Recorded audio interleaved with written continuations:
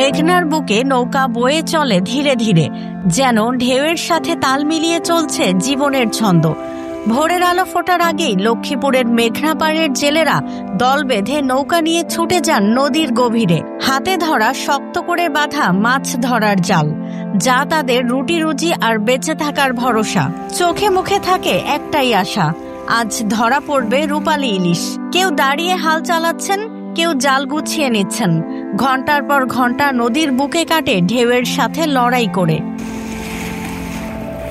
কিন্তু দিনের শেষে অধিকাংশ জেলেই ফিরছেন শূন্য জাল, ক্লান্ত শরীর আর হতাশ মন নিয়ে। গত 2 মাস ধরে একই চিত্র, একটানা সংগ্রাম, কিন্তু ইলিশ নেই হাতে। নদীতে গেছি যে আজ 17 দিন হয়েছে, 17 দিনের ভিতরে 35 হাজার টাকা খরচ আমাদের। মানে মাছ বেচে আমরা 22,000 টাকা।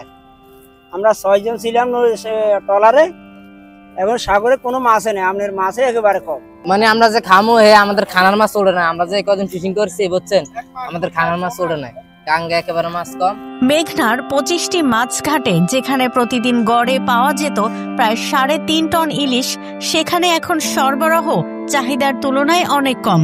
গত অর্থ বছরে লক্ষ্মীপুরে 23,000 টন ইলিশ উৎপাদন হলেও এবার চিত্র ভিন্ন। মাছ নাই, জেলেরা নদী থেকে যায় হিরিয়ে, এখন জেলেরা হতাশ, জেলেরা ঋণমুক্ত, জেলেরা এখান থেকে 20-30 হাজার 50 হাজার 1 লাখ টাকার বাজার লইয়া 20-25 হাজার টাকার মাছ মাছ বলতে নাই, যে মাছ আছে এটা কোনো মাছের আওতায় নাই। আর আমরা বসে কিন্তু জেলেরা নদীর যায় গেলে ঠিক মতন মাছ পায় না। তেলের দাম তারা যে তেলের খরচ বাজার নিয়ে যায়, বাজারে বসে ঠিক মতন তারা পায় না, বাজারের হয় না, বহুত লস আছে। যেটুকু মাছ পাওয়া যাচ্ছে তার দাম এত বেশি যে সাধারণ মানুষ কিনতেই পারছে না। ক্ষতির মুখে পড়ছেন ব্যবসায়ীরা। দেশের বিভিন্ন জায়গায় চাহিদা থাকা সত্ত্বেও পর্যাপ্ত সরবরাহ সম্ভব হচ্ছে না। লাখ লাখ টাকা চালান দিয়ে তাদেরকে 20-30 হাজার টাকা ডেলি বাজার দিই, তারা সেখান থেকে 14,000-15 হাজার টাকার মাছ আনে, এর বেশি পায় না। এবং তাদেরকে এইভাবে বিগত 1 থেকে 1.5 মাস পর্যন্ত এইভাবে আমাদের দিনগুলো কাটাইতেছি। এবং আমরা রামগতি মাছঘাটে যে ব্যবসায়ীরা আছি, আমরা ঋণগ্রস্ত। জেলে থেকে শুরু করে আড়তদার সবার মুখে এখন একই প্রশ্ন, ইলিশ কই? জেলা মৎস্য কর্মকর্তা জানালেন, ইলিশের মাইগ্রেশনের সমস্যা তৈরি হয়েছে। প্রাকৃতিক প্রভাব ও পরিবেশগত পরিবর্তনের কারণে মাছ কম ধরা পড়ছে, তবে ধীরে ধীরে পরিস্থিতির উন্নতি হবে বলে আশা করছেন তারা। জলবায়ুগত পরিবর্তনের কারণে আমাদের এখন মেঘনা নদীতে অনেক সময় দেখা যাচ্ছে যে মাছের পরিমাণটা অনেক সময় কমে যাচ্ছে। তো এই বছর প্রথম দিকে আমাদের অভিযান পরবর্তীতে প্রথম দিকে জেলেরা আসলে আশানুরূপ মাছ পায়।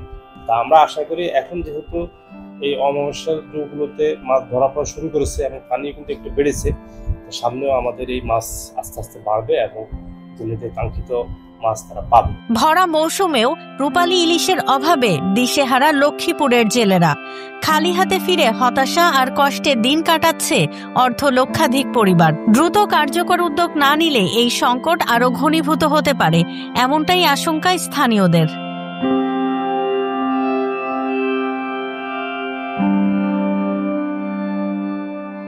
ওয়ালটন এখন দেশের সীমানা পেরিয়ে পৌঁছে গিয়েছে 50টিরও বেশি দেশে। ওয়ালটন, ঘরে ঘরে বিশ্বজুড়ে।